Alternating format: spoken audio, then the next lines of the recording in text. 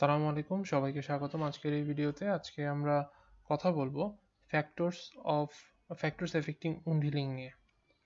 Factors affecting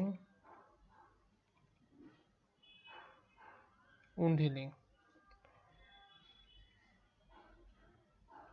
wound healing এর ফ্যাক্টরগুলো কি কি আছে? ফ্যাক্টর আছে হচ্ছে দুই ভাগে ভাগ করতে পারি। একটা হচ্ছে লোকাল ফ্যাক্টর আর একটা হচ্ছে সিস্টেমিক ফ্যাক্টর। লোকাল ফ্যাক্টরের মধ্যে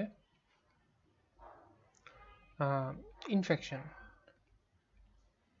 মানে হচ্ছে যে যদি সাইট অফ ইনজুরিতে বা সাইট অফ উন্ডে যদি কোনো ইনফেকশন থাকে তাহলে উন্ড হিলিংটা ডিলে হয়।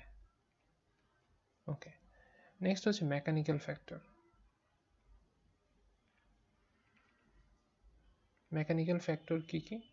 মেকানিক্যাল ফ্যাক্টর মানে হচ্ছে এমন কোনো একটা জায়গায় উন্ডটা আছে যেখানে আমরা কন্টিনিউয়াসলি মুভ করি বা যেমন for example palm of the hand. Palm of the হ্যান্ডের মধ্যে এই যে মানে এইখানে যেটা হয় যে কোনো একটা উন্ড যখন হয় এটা কন্টিনিউয়াসলি মুভ করে, তো এই জায়গাটাতে দেখা যায় যে উন্ড হিলিংটা অনেক ডিলে হয়। So that's mechanical factor. Then foreign body.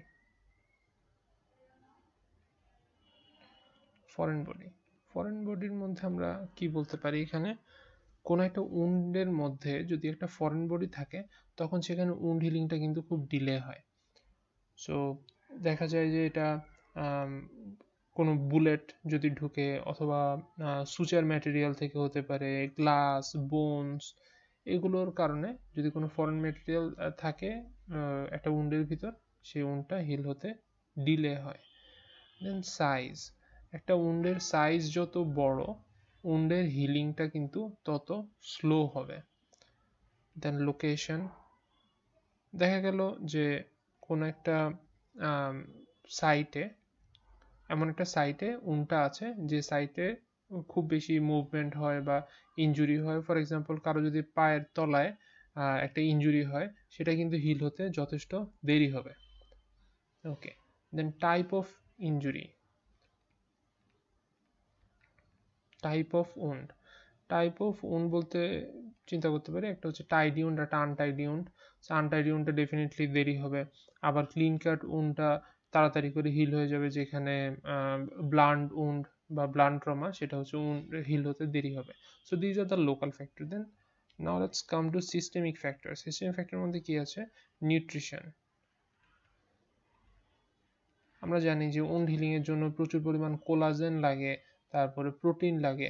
So কারো যদি প্রোটিন এনার্জি ম্যালনিউট্রিশন থাকে অথবা কারো যদি ভিটামিন সি ডেফিসিয়েন্সি থাকে, ইন দ্যাট কেস সেটা কি হয়? সেটা উন্ড হিলিংকে এফেক্ট করে।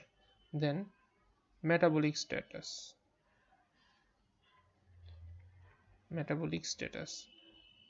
মেটাবলিক স্ট্যাটাসের মধ্যে আমরা দেখি যে ডায়াবেটিস মেলাইটাস যদি কারো থাকে সেখানে ডেফিনেটলি হাইপারগ্লাইসেমিয়া হবে, যেটা উন্ড হিলিংটাকে ডিলে করবে।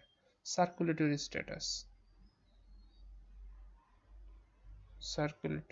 স্ট্যাটাস, ফর এক্সাম্পল দেখা গেল আমার একটা জায়গায় উন্ডটা আছে যেখানে সার্কুলেশনটা ডিলে হচ্ছে, হ্যাম্পার হচ্ছে।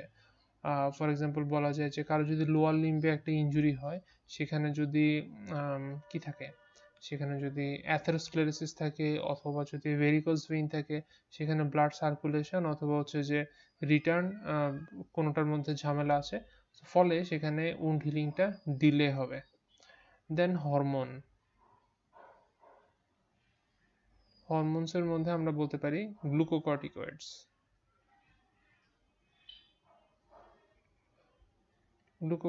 মানে কি? স্টেরয়েডগুলো ইমিউনো কম্প্রোমাইজ স্টেট ফর্ম করে, যেটার কারণে কিন্তু উন্ড হিলিং হয় না, উন্ড হিলিং হতে দেরি হয়। ঠিক আছে? So these are the factors যেটা উন্ড হিলিংকে এফেক্ট করে। Thank you everyone for watching. আসসালামু আলাইকুম।